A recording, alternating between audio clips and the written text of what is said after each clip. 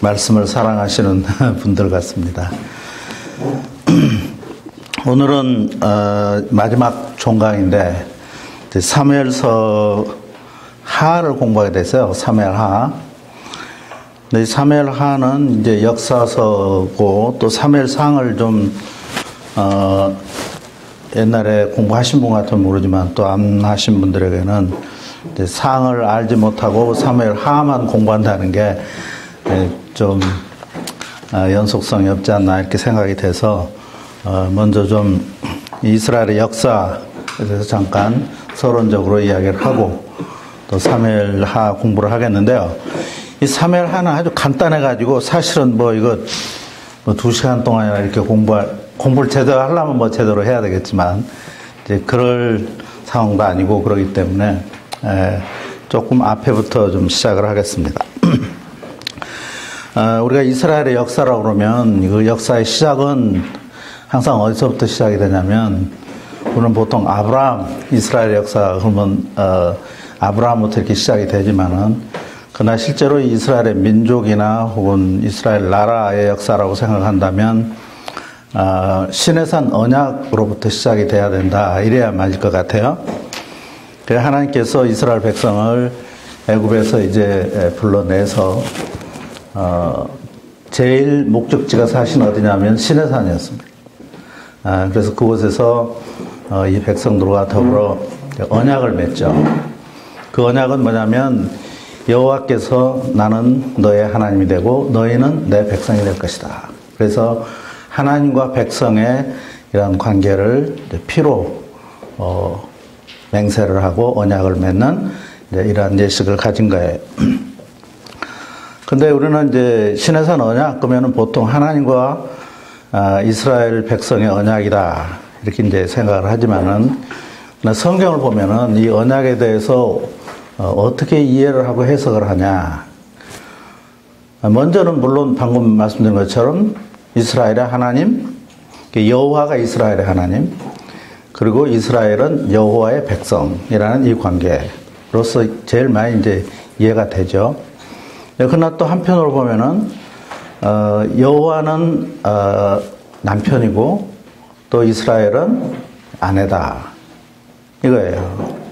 그래서 남편과 아내의 관계로 이제 이해되는 이런 이제 부분이 있고 또 한편으로는 이제 아버지와 아들 여호와 하나님은 이제 아버지가 되시고 이스라엘은 백성이 되는 그래서 여호와 하나님께서 그의 아들 이스라엘 백성들에게 이제 젖과 꿀이 흐르는 이 땅을 자신의 유산으로 이렇게 주는 이런 그 해석이 성경에 보면은 쭉 나와 있고요. 또 이제 가장 중요한 것은 사실은 이제 우리가 이 사무엘서나 열왕기서, 역대서, 이스라엘의 역사서를 공부하는데 가장 키가 되는 여호와 하나님은 왕이시고 이스라엘 백성들은 그 백성들이다 하는 이제 이런 관계로서 이 시내산 언약을 이제 이해를 하고 있습니다. 하나님께서는 이스라엘 백성과 이렇게 언약을 맺음으로 말미암아 자신이 왕이 되시는 거예요. 그리고 이스라엘 백성들을 이스라엘을 자기의 백성으로 이제 생각을 하는 건데 당시 그 고대 세계에서 이 왕의 역할이란 건 뭐냐면 물론 이 백성들을 이제 다스리는 이런 그 통치 이것도 중요하지만은 가장 중요한 건 전쟁이 일어날 때면 제일 먼저 앞장서서 나가서 자기 백성들을 위해서 싸우는 그래서 이 백성들의 그 생명과 재산을 보호하는 이 일이 가장 큰 일이에요. 그러니까 이제 나중에 그 사무엘상 보면은 우리도 왕이 있어야 되겠다 하고 이제 왕을 달라고 구하는 그 이유가 뭐냐면 우리도 다른 나라들, 다른 민족과 같이 왕이 있어서 전쟁이 일어날 때면 우리 앞서서 나가는 이런 왕이 있어야 된다. 그래서 왕을 달라 하는 이제 이런 요구를 하나님 앞에 하게 되죠. 그래서 이 왕의 가장 중요한 역할은 바로 이 전쟁에 나가서 자기 백성들 위해서 싸우는 이게 가장 아주 중요한 이제 역할이라고 볼 수 있습니다. 그래서 사실상 그 시내산 언약으로부터 시작해서 이제 사무엘상에 나와서 이 사울이 이제 이스라엘의 초대 왕으로 될 때까지 이 기간을 사실 하나님께서 직접 이스라엘을 통치하는 기간이다. 이렇게 해가지고 우리가 이 신정 정치 기간이다. 이렇게 말해요. 신정, 영어로 말하면 이제 디아크라시라고 이렇게 말을 합니다. 이제 왕이 직접 이스라엘을 다스리는 거죠. 또 뿐만 아니라 전쟁이 일어날 때면 왕이 직접 앞에 나가서 백성들을 위해서 싸우는 이제 이러한 이제 모습을 우리가 출애굽해서 가나안 정착할 때까지, 그리고 그 다음에 가나안 정착 이후 이 사사기 시대 때마다 하나님께서 이 이웃 사람들과 이렇게 전쟁, 이웃 민족들과 전쟁이 일어나면 하나님께서 그때그때 전쟁 지도자, 사사를 세운다 할지 또는 자기의 종들을 세워서 이방을 물리치는 이제 이런 일을 하는 걸 볼 수 있습니다. 특히 그 사사 시대는 아주 그 이스라엘 역사에 있어서 어떻게 보면은 아주 그 암흑기라고 말하는 사람도 있어요. 왜냐하면은 그 사사들 가운데 하나님의 말씀을 뭐 가르친다 할지 혹은 하나님의 뜻을 따라서 제대로 하는 이런 사람이 별로 없어요. 사사라고 그러지만 사사는 원래 이 사사란 말 자체가 뭐 재판한다 그런 뜻인데, 뭐 백성들을 위한 뭐 시비를 가리는 이런 재판을 하는 사람이라기보다는 어떤 면에서는 전쟁이 일어날 때면 이제 전쟁 앞장서서 싸우는 이제 이런 사람들인데, 이 사사들은 뭐 선지자로서도 어떤 때는 역할을 하고 어떤 때는 제사장 역할도 하고 또 어떤 때는 통치자, 어떤 때는 전쟁 지도자 뭐 이런 일을 하지만은 그러나 어느 것 하나 아주 완전하게 하지를 못하는, 그래서 이 사사들은 좀 이제 불완전한 지도자다 이렇게 볼 수가 있죠. 근데 그래도 좀 반듯한 사람은 아마 이 기드온이 아닌가 싶은 생각이 드는데, 왜냐하면 이제 기드온이 전쟁에 승리를 한 이후에 이스라엘 백성들이 자기 왕이 되달라고 그래요. 그러지만 이제 기드온은 자기 300명의 그 용사라고 뭐 그렇게 많이 이야기하는데, 그 기드온을 따르는 사람들 용사라고 해서는 안 되고 그냥 기드온을 따르는 자. 용사란 말은 전쟁에서 아주 용맹을 떨친 장수를 가리켜서 용사라고 그러죠. 그래서 기드온은 용사라고 그럽니다. 그러나 기드온과 함께 나가서 그 미디안 백성들을 물리친 이 사람들은 원래 하나님은 이제 전쟁을 하실 때는 이 백성들을 위해서 나가서 싸우는데, 많은 백성들을 데리고 나가서 싸우면은 나중에 이 사람들이 자기들이 잘해서 싸웠다 이렇게 이제 생각할 것 같으니까 그런 말을 못 나오게 하기 위해서 이 전쟁 때는 늘 그 숫자를 줄이라 그러죠. 그래서 숫자를 줄이고 해서 이제 남은 사람이 한 300명 남았는데 3만 명 정도 되는 데서, 근데 이 사람들도 보면은 뭐 변변치 못한 사람들이에요. 그러니까 물을 먹는 걸 보고 이제 하나님이 그 한 300명 이제 택했다고 그러는데, 어떤 사람은 이 300명이 아주 정예부대가 아니냐 이렇게 생각하는 사람들인데, 이 정예부대가 아니고 그 성경 원문을 보면은 개처럼 물을 핥은 자라고 했어요.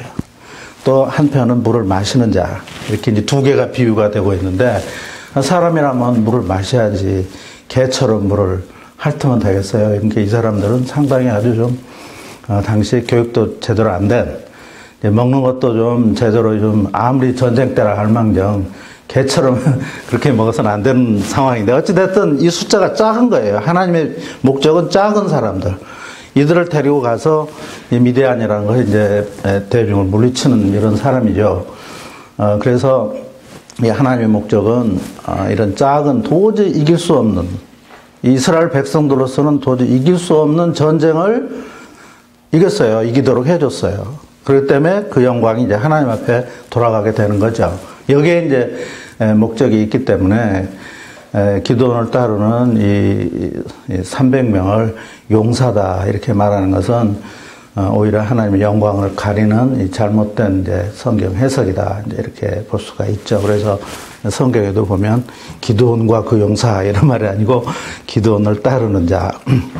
그래서 이 300명을 데리고 가서 미디안 사람들 물리친 후에 사람들이 기드온에게 이제 우리의 왕이 되달라 하는 이런 부탁을 하죠. 이때 이제 기드온이 하는 말이 나는 여러분들을 다스리지 않을 것이고 내 아들도 여러분들을 다스리지 않을 것이다.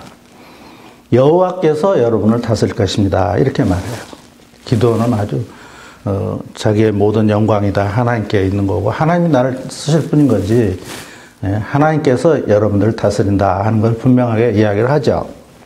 그러나 사사기 마지막 절에 보면은 이스라엘 사람들이 그때 그 시대에 왕이 없으므로 자기 소견에 오른 대로 행하였더라. 이렇게 이제 끝맺고 있습니다. 이런 걸 보면 왕이 필요하다는 것을 은근히 암시하는 이런 내용이 바로 이제 사사기가 아닌가 이렇게 생각이 됩니다. 그래서 사람이 거기 이스라엘의 이 여호와의 백성이라면은 당연히 자기 소견대로 살아서는 안 되는 거고 하나님의 말씀대로 살아야 되고 또 하나님의 뜻대로 살아야 그게 이제 하나님 백성다운 것인데 또 그렇게 살도록 이제 시내산에서 이제 언약을 맺고 또 율법을 주시고 또 계명을 주셨잖아요. 그래야 되는데 그건 아니고 그냥 자기 소견대로 살았다. 그렇다면 이제 왕의 이제 하는 일도 물론 이스라엘 백성들을 전쟁으로부터 구출하고 위해서 싸우는 것도 하나의 중요한 일이지만은 그러나 이스라엘 백성들이 자기 소견대로 살지 않고 하나님의 말씀대로 계명대로 살도록 지도하는 감독하는 이제 이러한 역할이 이제 왕에게 있고 또 그것이 요구되는 이런 시대가 바로 이 이제 사사시다 이렇게 이제 볼 수가 있겠죠. 그래서 이제 다음에 사무엘서로 넘어가게 되면은 사무엘서에서 이제 이 왕을 세우는 데 있어서 하나님께서 준비를 미리서 하십니다. 그래서 이 사무엘서 막 이제 책을 열면은 거기에 나오는 사람이 이제 두 가정이 비교가 되죠. 엘가나의 가정과 그다음에 엘리의 가정.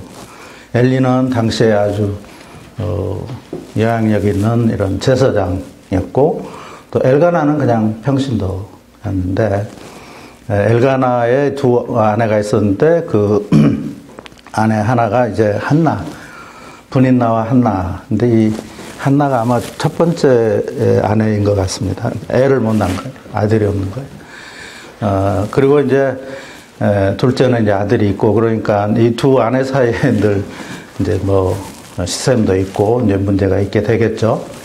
그러나 어찌됐든 가정에 이런 문제가 있지만은 이 엘가나는 매년 여호와의 그 성소에 가서 제사를 드리는 매년제라고 그랬죠. 성소를 이런 아주 그 우리말로 말하면 아주 경건하고 독실한 이런 이제 신자였다고 본다면은 이 엘리는 이제 제사장인데 나이도 많고 또 몸도 좀 비둔하고 제대로 하면 움직이기도 어려운 이런 상황인 것 같고 또 아들이 둘 있었는데 그 이름이 하나는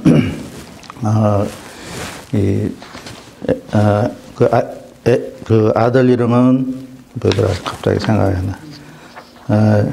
홈리와 비느하스 두 이제 아들이 있었는데 이들이 아주 그 망나니들 요새 같으면은 제사를 지낼 때면은 먼저 이 제물 가운데서 가장 좋은 이것을 하나님께 드려야 되는데 자기들이 먹어야 된다 해서 이 좋은 부분을 떼내고 또 심지어는 이제 이 성소에서 섬기는 이런 그 여종들과의 불미스러운 이런 관계를 갖고 이래가지고 이제 이 엘리의 아들들은 이제 불량자라 하는 이런 이제 말씀이 쓰여 있는데 하여튼 이런 불량한 이런 사람들이죠. 그러나 이제 이런 상황 가운데서 한나는 이 매년제를 드리기 위해서 그 가족이 이제 성소에 찾아와서 이제 기도하는 가운데 이제 엘리를 만나게 되죠.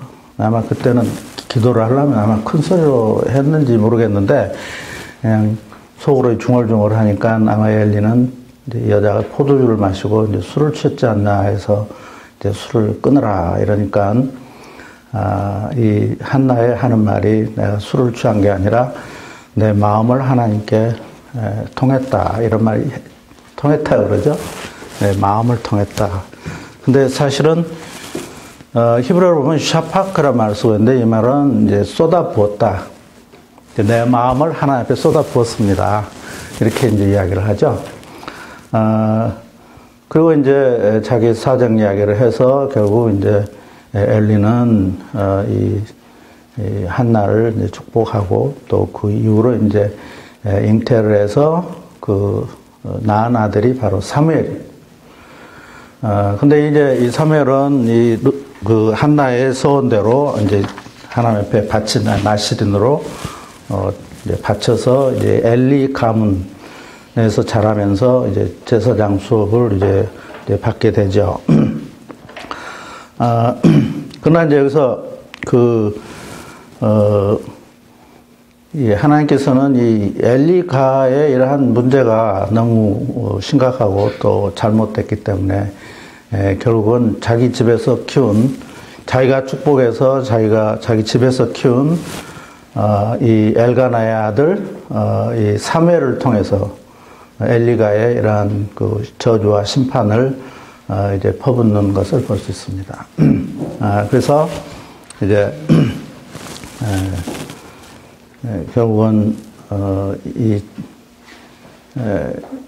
블레셋과의 전쟁을 이제 촉발을 사실 나중에 뒤에 보면은 우연히 된 게 아니고 하나님께서 이 엘리의 이러한 제사장직을 이제 그가 이 사무엘을 통해서 심판을 이제 미리서 내리신 대로 엘리가를 숙청하고 또 그가 가지고 있는 그 언약 궤를 이제 딴 데로 옮기기 위해서 이 하나님께서는 블레셋 군대를 끌어들여 가지고 이스라엘을 이제 치게 하죠. 근데 당시에는 이제 처음에는 물론 이스라엘이 졌지만은 그들이 이제 생각할 때 옛날에 전쟁할 때는 가령 여리고 전쟁 같은 때 여호수아 때 이런 때 보면은 이제 언약 궤를 메고 이제 전쟁에 나갔기 때문에 우리도 언약 궤를 메고 전쟁에 나가면 우리가 이기지 않겠냐 해가지고 이제 언약 궤를 메고 나가기로 해요. 언약 궤는 누가 메야 되냐면 제사장이 메야 되기 때문에 이 홈리와 비나스 이 두 제사장이 언약 궤를 메고 이제 전쟁터에 나가게 됐는데 이제 이길 수 있겠어요? 그래가지고 결국은 그날에 이제 홈리와 비나스가 죽고 또 언약궤도 빼앗기고 또 이 소식을 들은 엘리도 이제 넘어져서 죽게 되고 또 그때 마침 이제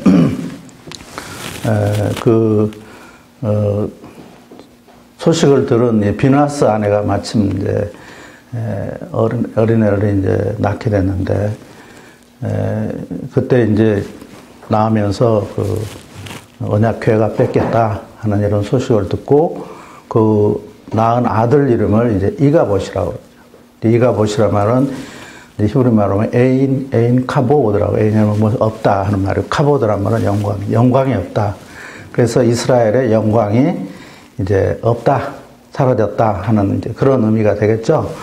그 말은 뭐냐면 이 지금까지 여호와 하나님은 한 번도 전쟁에서 져본 적도 없고 또 이 언약 궤를 빼앗긴 적도 없는데 이제 이걸 빼앗겨버린 이런 상황은 결국은 지금까지 자기들을 지켜주고 보호해주고 자기들을 애굽에서 이날까지 인도해 주신 하나님이 이제 블레셋 사람들의 신이라고 할 수 있는 다곤 신과의 전쟁에서 다곤에게 패한 거예요. 그래서 이제 포로로 결국 이제 여호와 하나님이 다곤의 포로로 잡혀간 이런 상황은 마치 이제 자기들을 지켜준 이런 이제 울타리가 벗겨진 것처럼 이런 이제 아주 고와 같은 이런 신세가 된 거예요, 이스라엘 백성들이. 그래서 이러한 상황을 바로 이 비나하스 아내가 이제 이가봇이라고 이렇게 이제 아들 이름을 짓습니다. 그래서 이스라엘은 이렇게 이제 하나님이 더 이상 자기를 지켜줄 능력이 있는 하나님이 아닌 아주 버려진 이런 백성들이 되어 있는 상황인데, 사실 하나님은 그건 아니고 이 블레셋 진영에 가서 전염병을 일으키고 그래서 결국 나중에 이제 다시 자기 베스메스로 이제 돌아오시는 이제 이런 하나님을 볼 수 있습니다. 그래서 일단은 이걸 통해서 지금 언약 교회가 이 엘리의 집에서 일단 이제 그 블레셋 진영으로 갔다 베스메스로 해서 이제 다른 곳으로 이제 옮겨지게 되죠.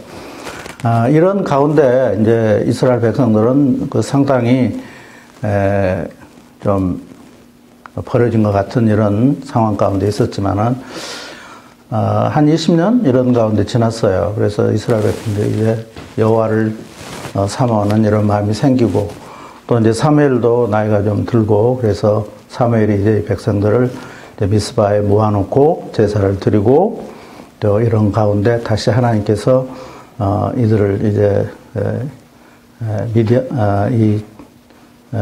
전쟁이 이제 시작이 됐는데 그 전쟁으로부터 이제 구해주는 이제 이런 것을 볼 수 있습니다. 이런 가운데 이제 이스라엘 사람들은 우리가 이래서는 안 되겠고 이제 왕이 있어야 되겠다. 그래서 이제 왕을 구하게 되죠.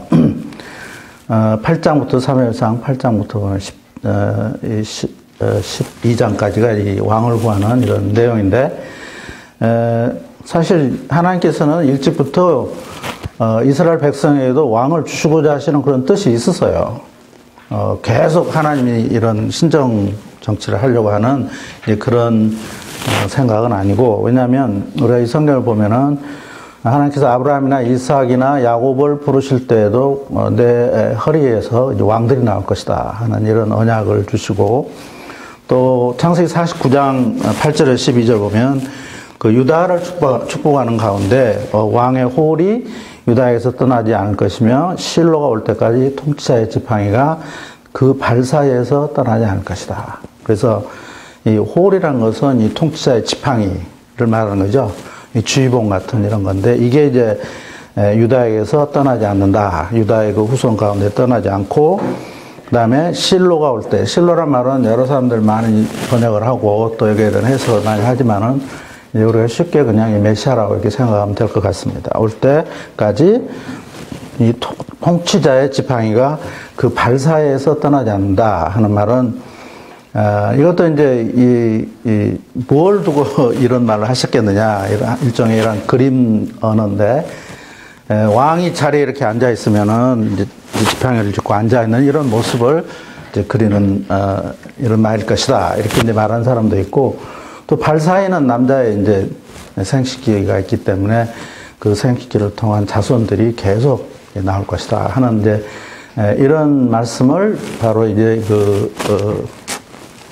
이제 야곱이 유다를 축복하면서, 이건 하나의 예언적인 축복이라고 우리가 말하는데, 축복하면서 그렇게 이제 말씀을 합니다. 그러니까 유다의 후손 가운데 앞으로 이제 왕이 나올 것이다. 그리고 이제 신명기 17장 14절에서 20절까지 보면은 여기에 이제 구체적으로 하나님께서 앞으로 이제 왕을 주시는데 그 왕의 규정에 대해서 설명을 하고 있습니다. 앞으로 이 왕은 하나님이 택하신 너희들의 형제 가운데서 세워라. 또 왕은 이제 말을 많이 가지면 안 된다. 말이 많으면 이제 당시에는 뭐 상당히 군사력을 의미하는 게겠죠. 너무 많은 이제 군사력 가져서는 안 되고, 또 아내를 많이 가져서도 안 되고, 또 사적으로 많은 재산을 축적해도 안 되고, 왕은 항상 율법을 읽고 하나님 배우기에 힘써야 된다 하는 이런 그 구체적인 이러한 하나님께서 이 왕을 주시고자 하시는 이런 계획들이 쭉 있었어요. 그래서 이제 때가 되면 아마 하나님께서 분명히 이 백성들에게 이제 왕을 주시려고 하는데 이스라엘 백성들은 아직 이제 이때를 기다리지를 못하고 우리에게도 왕을 달라.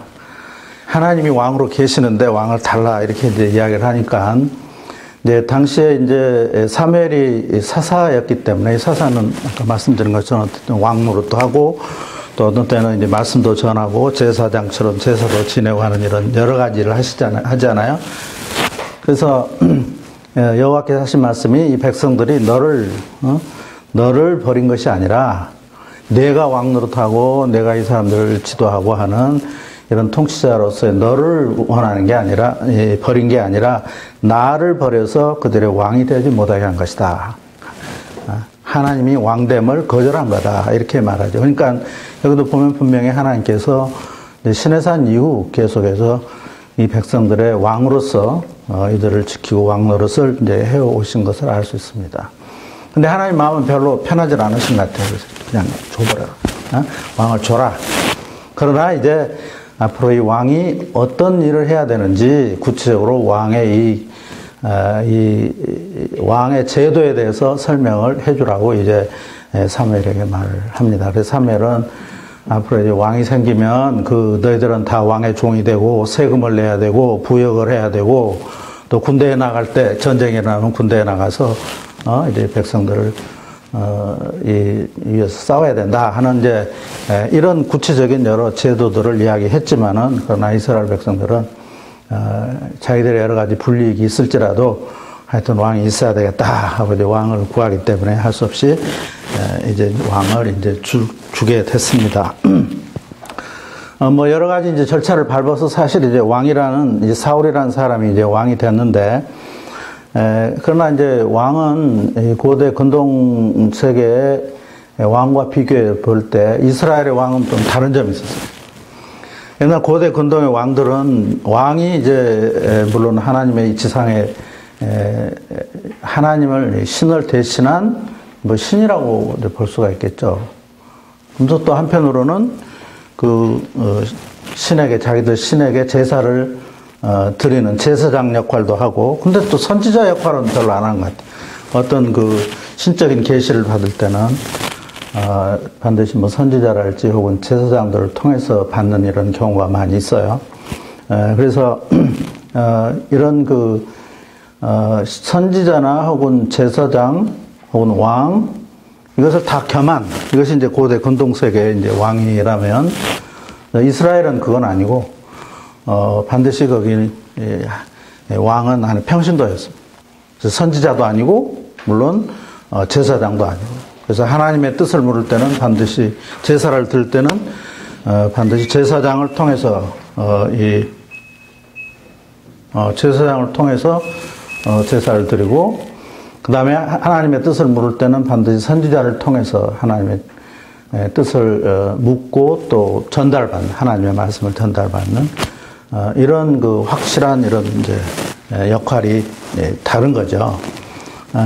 이 점이 이제 앞으로 이거 상당히 이제 좀 사울에게 있어서 문제가 되는 이런 점이라고 볼 수 있습니다. 그래서 지금까지는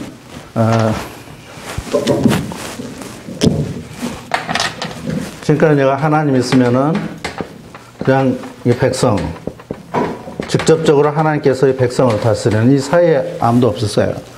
그러나 이제 이 하나님이 계시고 그 다음에 얘가 이제 왕이 들어오게 되죠. 이 사이에 왕이 들어오고 그 다음에 여기 이제 백성이 있게 됐습니다. 그래서 이 하나님께서 이스라엘 백성에게 이 왕을 주면서 언약을 맺어요. 이 사무엘과 함께.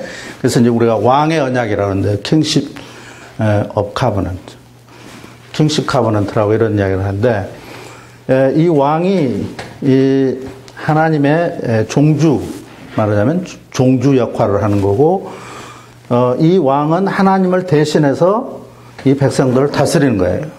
그래서 이 왕과 백성들 사이에는 이런 어떤 관계성이냐 언약적인 연대성을 갖게 됩니다. 그래서 왕이 잘 되면은 하나님 앞에서 말씀을 복종을 잘 하고 하나님과 관계가 좋으면은 왕뿐만 아니라 백성들도 함께 평화를 누리고 하나님과 더불어서 좋은 관계를 갖지만은, 그러나 이 왕 하나가 잘못되면은 결국은 이 왕과 더불어서 이 언약적인 연대성 때문에 이 백성들이 다 곤욕을 치르고 어려움을 겪는, 이거에 바로 이제 앞으로 우리가 보게 되는 이 왕의 제도입니다. 그래서 이 관계는 이제 이 하나님이 종주가 되시고 왕이 이제 속주가 되고 그 백성이 되는. 우리가 이 창세기 지난번에 공부할 때도 이런 이제 시스템을 봤는데, 이게 하나님이시고 여기가 지금 아담 사람이고 이제 만물이 되는 이런 관계하고 똑같다, 이렇게 이제 우리가 생각하면 될 것 같습니다.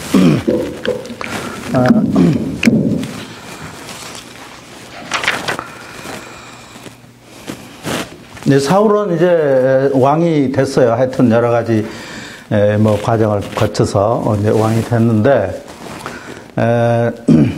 이제 사울이 아주 왕으로서 아주 크게 이제 이 문제가 된 부분들이 이제 두 가지가 있다고 볼 수 있는데요. 블레셋과의 전쟁이 일어나서, 이제 전쟁이 일어날 때는 보통 전쟁 나팔을 불고 사람들이 이제 모여들죠. 전쟁에 나갈 만한 사람들이 모여들면은 이제 제사장이 이들에게 이제 말씀을 전하고 백성들을 격려를 하고 그다음에 이제 기도를 하고, 그리고 이제 전쟁에 이제 나가게 되니까 제사장이 와야 돼요. 근데만 오기로 한 날짜에 조금 3일이 늦은 것 같아요. 그래서 그냥 전쟁은 격렬해지고 그러니까 자기가 이게 이제 제사를, 번제, 화목제와 번제를 자기가 드리게 된 거예요. 아까도 이야기했듯이 왕은 비록 이제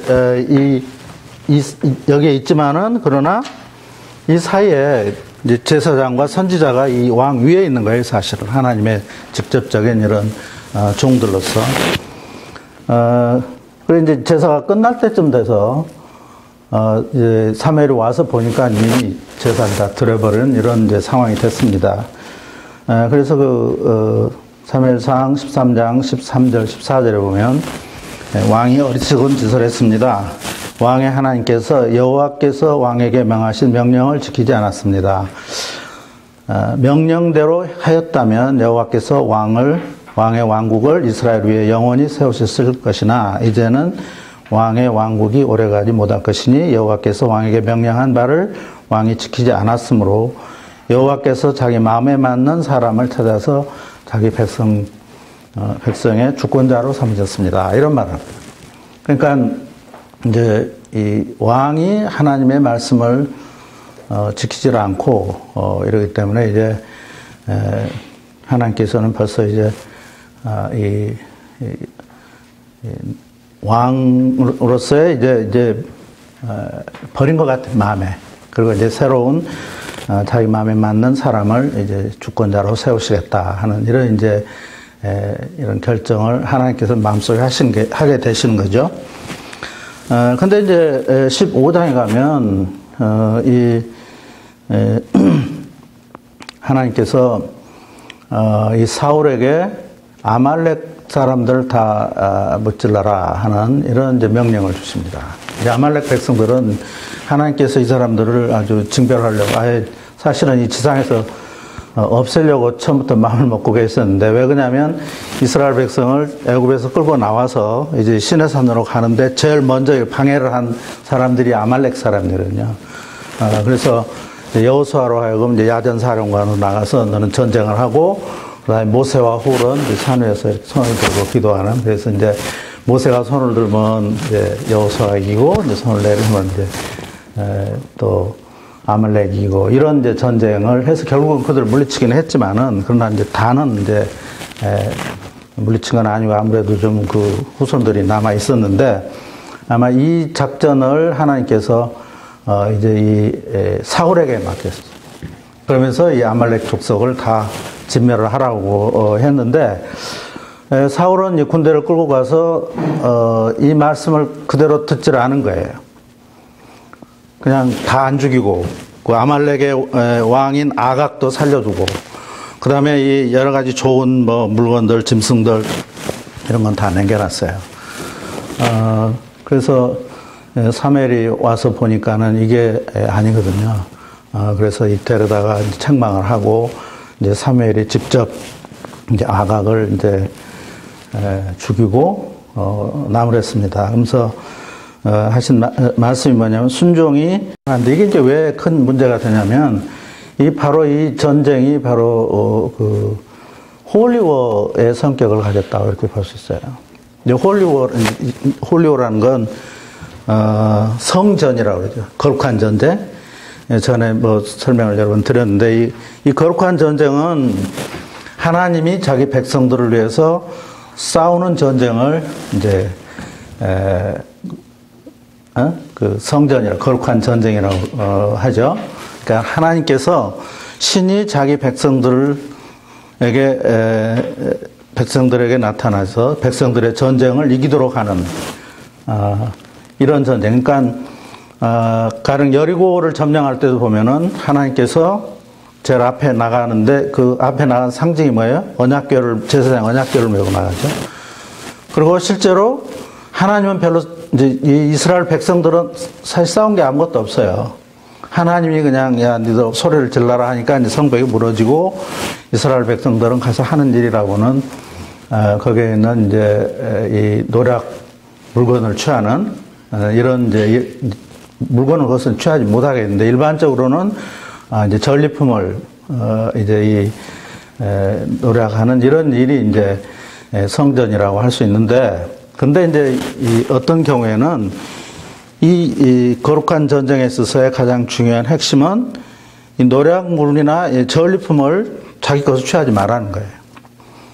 그 대신 어떻게 하냐면 이걸 다 불태우고 없애라고 이렇게 이야기해요. 왜냐하면 이 전쟁은 주인이 누구냐면 전쟁의 이 최고 사령관이 누구냐면 여호와 하나님이기 때문에 이 전리품은 사실은 누구 거냐면 하나님의 거야 되는 거죠. 그래서 사람이 가지면 안 되는 거예요. 그래서 이 사람들로 하여금 다 그냥 진멸해버려라. 그래서 사람이 갖지 못하도록 진멸하라고 명령을 주시는 건데, 이제 이때 그 진멸하라고 하는, 이걸 뭐라고 하냐면, 이제 헤렘이란 말을 씁니다.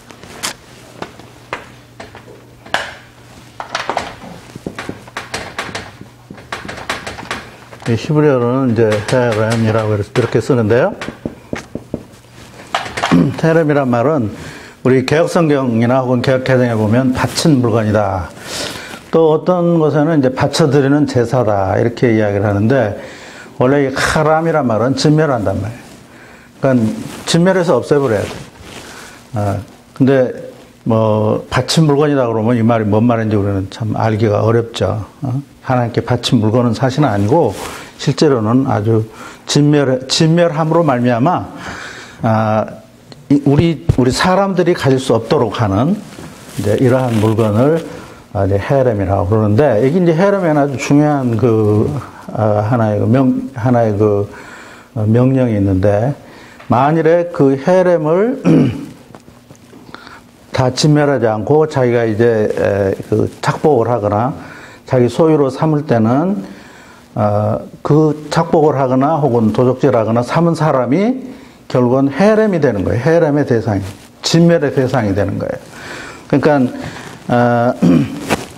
이 여호수아 6장 18절에 보면 오직 너희는 진멸할 물건으로부터 스스로 주의하라. 그렇지 않고 너희가 진멸할 것을 취하면 너희 이스라엘 진영으로 진멸할 것이 되게 하고 그것이 고통을 초래할 것이다. 이런 말을 하고. 그러니까 진멸할 물건을 진멸하지 않고 그대로 취하면 결국 그 사람이 진멸할 물건을 취한 그 사람이나 혹은 그 진영이 결국은 헤렘의 대상이 된다. 진멸할 그 대상이 된다. 그래서 이제 헤렘의 법칙이라고 보통 이런 말도 하고 그러는데요. 그러니까 이 아간 같은 경우도 왜 이 사람이 이렇게 처참한 죽음을 당하게 됐냐? 그건 단순한 도둑질이 아니고 그 여리고 성을 공격을 할 때 그 금덩어리와 외투를 자기가 이제 취했잖아요. 그래서 이게 단순한 무슨 도둑질 한 사람이 아니라 사실은 하나님은 이 전쟁에 이 헤렘을 선포함으로 말미암아 하나님 자기 자신이 이 전쟁의 최고 사령관이고 또 하나님 자기 자신이 왕이다 하는 것을 사실은 선포하는 거예요. 근데 이제 사람이 만약 그걸 취했다면은 사실은 이건 뭐냐면 하나님께 대한 이제 모독이 되겠죠. 신성 모독이 되겠죠. 그래서 하나님께서는 이걸 이제 용서하지 못하는 거예요. 근데 이 똑같은 짓을 누가 지금 하고 있냐면은 바로 이 사울이 이 일을 하고 있는 거예요. 가서 다 이걸 진멸해버려라. 그래서 하나님 말씀대로 다 진멸을 함으로 말미암아 하나님이 바로 왕이시고 하나님이 전쟁의 주시고 하나님이 사령관이십니다. 여기서 얻은 이 모든 물건은 다 하나님의 것입니다. 우리가 갖지 않겠습니다. 그래서 이걸 다 그냥 진멸을 해버려야 되는데 다 남겨놓은 거예요. 이것은 결국은 단순히 하나님의 말씀을 불순종한 정도가 아니라 사실은 자기와 이 하나님과의 관계 정립이 제대로 잘 안 된 이런 상황이라고 볼 수 있겠습니다. 그래서 하나님께서는 결국은 이 사울을 이제 버리게 되시고 또 사울과 이 사무엘은 이 사건 이후로 다시는 보지 못하게 되는 이런 상황이 됐습니다. 그래서 이제 새로 이제 하나님께서는 이제 사울을 대신해서 이 다윗을 자기 마음에 맞는 이 다윗을 이제 택하게 되는데 물론 다윗도 뭐 처음부터 뭐 대단한 무슨 이 가문에 태어나서 뭐 왕으로서의 무슨 대단한 어떤 민족에 대한 사명감이랄지 무슨 앞으로의 자기 무슨 비전이 있는 이런 사람은 아니고 그냥 집에서 제일 막내로 태어나서 그냥 아버지 양을 키우는 이런 이제 목동에 불과했지만은 그러나 하나님께서 이 사람을 택해서 사무엘을 통해서 이제 기름을 부어가지고 이제 하나님께서 이제 왕으로 키우시게 되는데 이 기름을 붓는 그 순간에 이제 이 사무엘이 이새의 집에 가서 여러 형제들을 다 제치고 마지막 이 다윗을 불러다가 그 머리에 이제 기름을 붓는 그 순간에 이제 여호와의 영이 그 다윗에게 임하고 또 반대로 바로 그때 여호와의 영이 이제 사울에게서 떠났다 하는 이런 이제 규절이 이제 16장 13절, 14절에 이제 나와 있는 걸 볼 수 있습니다. 그래서 이제 다윗이 이 중앙 정치 무대에 이제 등장하게 된 것은 뭐 여러분들 잘 알다시피 이제 골리앗을 물리친 이 사건인데 이 사건이 참 중요해요. 다윗이 그 골리앗을 물리치러 나가면서 다윗을 골리앗을 향하여서 너는 칼과 창으로 나가지만 나는 여호와의 이름으로 나간다. 그래서 내가 너를 오늘 아주 죽여서 이 땅에 여호와 하나님이 계신 것을 너로 하여금 알게 하겠다. 그래서 마치 자기가 이 여호와 하나님을 대신한 그런 그 전쟁을 하고 있는 그런 용사처럼 이렇게 이제 등장을 하죠. 그래서 나중에 이제 사람들은 이러한 다윗을 여호와의 싸움을 싸우는 자다 이런 말을 해요. 이게 하나 당시 유행어였던 것 같아요. 이 다윗에 대해서는 여호와의 싸움을 싸우는 자. 나중에 사울이 자기 딸 미가를 이제 다윗에게 주려고 하면서 불러다가 하는 이야기가 말이 네가 여호와의 싸움을 잘 싸우는 사람이 아니냐. 그러니 가서 다윗의 이 블레셋 사람들의 양피 100개를 가져와라. 남자의 성기 100개를 가져오면 내가 내 딸을 주겠다 하는 이런 말을 해요. 그때 이 여호와의 싸움을 싸우는 자. 또 이제 그 나발의 아내 이름이 뭐죠? 그 아비가일이 다윗이 자기들을 이제 치러 올 때 나가서 이제 하는 말이 다윗에게 하는 말이 여호와의 싸움을 싸우시는 자가 아닙니까? 앞으로는 이 큰 일을 하실 분이 저 나발란 말이 원래 좀 바보란 말이에요, 원래가. 그 의미가. 이 바보 같은 저 하나 죽여가지고 공연히 무고한 피를 흘렸다고 그런 오명을 쓸 필요가 뭐가 있습니까? 이러고 이제 이야기를 한 거예요. 그러니까 다윗이 감동이 돼가지고 오늘 내가 이 피를 흘리게 하는 이 일을 말리신 것이 여호와 하나님이다. 그러면서 이제 돌아가죠. 나중에 이제 이런 지혜로운 여자를 이제 나중에 자기 아내로 이제 다윗이 택하는 걸 볼 수 있는데 아무튼 이 다윗은 여기서 이 여호와 하나님의 길을 들고 나가는 그래서 이 골리앗을 쳐 죽임으로 말미암아 이제 아주 궁중에서뿐만 아니라 전 국민들에게, 전 백성들의 여호와의 싸움을 싸우는 자다. 그래서 사울의 죽은 자는 천천히요, 다윗의 죽은 자는 만만이다 하는 이런 그 노래를 이제 여자들이 이렇게 부르고 이러니까 이제 그때부터 완전히 이 사울이라는 사람은 이제 정신이 나간 것 같아요. 저걸 살려놔가지고는 큰일 나겠다. 이렇게 해가지고 그때부터 이제 사울은 다윗을 어떻게 하든지 처치하려고 하는 이제 이런 계획과 이런 일을 이제 실행을 하게 되죠. 그러니까 이후로부터 이 사울은 사실은 그 성경에 보면은 사울이라는 인물은 어떤 인물이냐면 한마디로 말하면 자기 아버지의 잃어버린 암나귀를 찾아다니는 그런 인물로 그려져 있어요, 처음에. 그래서 아주 가정에는 충실하지만은 그러나 이때 상황이 어떤 상황이었습니까? 사람들이 다 우리 민족이 살려면은 왕이 있어야 되지 않겠냐. 그래서 왕을 달라고 외치는 이런 상황이에요. 그러니까 이런 정치 문제나 민족의 앞날이나 무슨 이런 개념은 하나도 이 사람 머릿속에 없는 사람이고 그냥 아버지의 이 심부름을 잘하는 이런 평범한 이런 사람이고 심지어 또 그렇다 해서 뭐 신앙이 뭐 대단히 있었냐? 없어요. 그 자기가 데려가는 아들이 이제 길을 잃어가지고 어떻게 하면 좋을지 이제 유광장하고 있는 이런 때에 그 사환이 이런 때는 하나님의 사람한테 가 물어봅시다 이런 말을 하죠. 하나님의 사람이란 말은 되게 이제 하나님께 쓰시는 사람, 선지자들을 가리켜서 하나님의 사람이라고 그래요.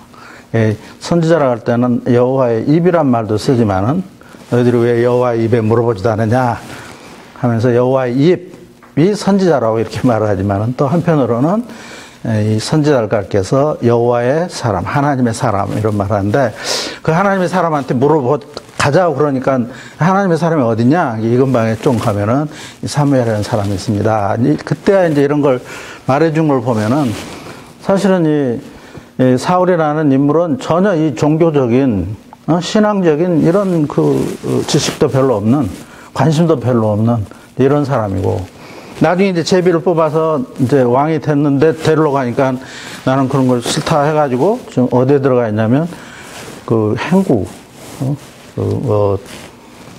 행구를 뭐라고 해야 되나? 하여튼 가구, 마차 같은 거, 이런 데 뒤가 숨어 있는, 이런 아주 어떻게 보면 저런 사람이 어떻게 지도자가 될 수 있겠나. 그래서 나중에 사울이 어떻게 우리를 구원하겠냐 하고 사람들이 다 가버리는, 그냥 떠나버리는. 왕으로 달라고 해서 이제 사울을 줬는데 사람들 보기에 도저히 저게 어떻게 우리의 왕이 될 수 있겠는가. 자기 마음에 안 찬 거예요. 그래서 그냥 가버리는 이런 모습을 볼 수 있습니다. 근데 일단 이게 이제 왕이 되니까는 상당히 자기 왕권이나 왕자에 대한 그런 이제 탐욕이 이제 생기기 시작하고 자기 왕자를 지키기 위해서 하여튼 자기 다윗이 사위라도 죽이려고 하는 그래서 계속 다윗을 죽여가다가 결국은 자기가 죽는 이러한 그 결말을 보게 되는 걸 알 수 있습니다. 아주 불행한. 근데 이제 나중에는 좀 사울이 이제 미쳐가지고 하나님께서 하나님 앞에 물어도 대답도 없고 또 어떻게 할지도 모르는 이런 상황이 돼서 죽기 전에 블레셋 사람들이 이제 쳐들어왔을 때 사무엘 점치는 여자한테 찾아가죠. 그래서 사무엘을 불러냅니다. 그래서 이제 그 상황을 이제 사무엘이 망령 죽은 영의 사무엘의 영이 이제 나타나서 사울에게 하는 여러 가지 말이 있지만은 거기서 가장 중요한 포인트가 뭐냐면 내가 아말렉을 다 진멸하지 못했기 때문에 네가 이 하나님의 말씀을 안 들었다. 그래서 너는 내일 네 아들과 더불어 죽게 될 것이다 하는 이 말을 이제 죽은 사무엘의 영을 통해서 하나님이 이렇게 말씀을 하신 거죠. 그래서 그런 걸 보면 결국은 사울은 이 아말렉을 무찌르하는 그런 여호와의 전쟁에서의 여호와의 거룩한 전쟁 여기에서 하나의 헤렘을 범한 사람으로서 그 헤렘에 대한 하나의 이제 벌이랄까 이렇게 해서 하나님께 버림을 받고 결국 죽게 되는 이제 이런 걸 볼 수가 있습니다. 그러나 반면에 이제 다윗은 우리가 잘 알다시피 다윗은 이제 시도 잘 쓰고 또 아주 대단한 그 무예와 또 지혜를 가진 그런 사람이었고 또 노래도 잘하고 또 심지어 노래를 얼마나 잘했으면 이게 이제 그 악기를 타면서 아주 악령에 시달리는 그 사울이 진정을 하게 되는, 요새 같으면 아마 뮤지컬 세라피라고 이렇게 말할 수 있을 것 같은데, 뮤지컬 세라피의 아마 시조가 다윗이 아니었나 싶은 생각이 듭니다. 이런 이제 사람이죠. 근데 그는 여기서 볼 수 있는 게 가장 참 그 중요한 점이, 다윗이 사울이 자기를 죽이려고 쳐다올 때 그 죽일 수 있는 기회가 여러 번 있었어요. 특히 사울은 다윗을 쫓아가면서 다윗을 숨겨준 그 아비아달 제사장의 무리들, 거기에 살고 있던 노베 제사장들 85명을 이 이방 사람인 이 도액을 통해서 몰살을 시켜버리는 이런 걸 볼 수 있습니다. 그러니까 사울을 자기 사위인 다윗을 죽이기 위해서 다윗을 숨겨준 이 제사장들 85명을 죽였으면 이 사실 죄가 큰 거예요. 근데 이제 이 성경에서는 그 문제에 대해서는 별로 그 뒤에 보면은 크게 다루지는 않지만은 하여튼 이런 큰 아주 죄를 지은 이런 사람인데 비하면은 다윗은 아까 그 나발의 아내의 말 아까 이야기한 것처럼 사실은 나발을 죽이려고 갔지만은 그러나 돌이키고 그를 이제 살려주고 그리고 이제 자기가 스스로 죽게 이제 나중에 됐죠. 근데 이제 자기 그 사울, 특히 자기를 죽이려고 쫓아다니는 이 사울을 두 번이나, 한 번은 그 엔게디 굴, 지금도 가보면 사회 근방에 엔게디라는 데가 있는데 거기 오아시스에 물이 쭉 흐르는데 거기에 이제 굴들이 많이 있는데, 실제로 저는 그 굴까지는 안 가봤지만은 어떤 굴인, 그 근방에는 지나가 봤는데 어떤 굴인지는 모르겠어요. 우리 정 총장님 아마 아실는지 모르겠는데. 근데 아무튼 그 굴 속에 들어가서 이제 볼일 보고 있는데 뒤에서 이 가위로 옷자락을 베죠. 그래서 뒤에서 이게 한 방이면 이거 나갈 텐데 이거 죽이자. 그러니까 여호와께서 기름 부은 자를 내가 어떻게 죽일 수 있겠냐 해서 살려주죠. 그리고 이제 또 한 번은 그 십광야에서 그 자기 부하들과 더불어 사울이 이제 광야에서 잠을 자고 있었는데, 그때 이제 잠자는 곳에 찾아가서 이 창으로 이거 한 방이면 찔러 죽일 수 있는데, 요압이 늘 이거 찔러버립시다 이렇게 하는데 절대 못하게 말리는 이런 걸 볼 수 있습니다. 그래서 이 이제 다윗은 이처럼 아주 생명을 귀하게 여기고, 특히 이제 여호와 하나님께서 기름 부은 자를 내가 어떻게 죽일 수 있냐, 이런 말을 하는 거 보면 그는 아주 철저하게 하나님의 그 섭리와 또 하나님의 주권을 아주 존귀히 여기고 하나님을 대적하는 이런 일을 이제 안 하는, 스스로 이제 삼가하는 이제 이러한 것을 볼 수 있습니다. 결국 사무엘상 여기까지 해서 이제 사울이 죽는 여기까지 이제 사무엘상이 이제 끝났고요. 이제 사무엘하 이제 들어가겠는데, 잠깐 쉬었다 할까요? 네, 잠깐 쉬었다가 얘기하겠습니다.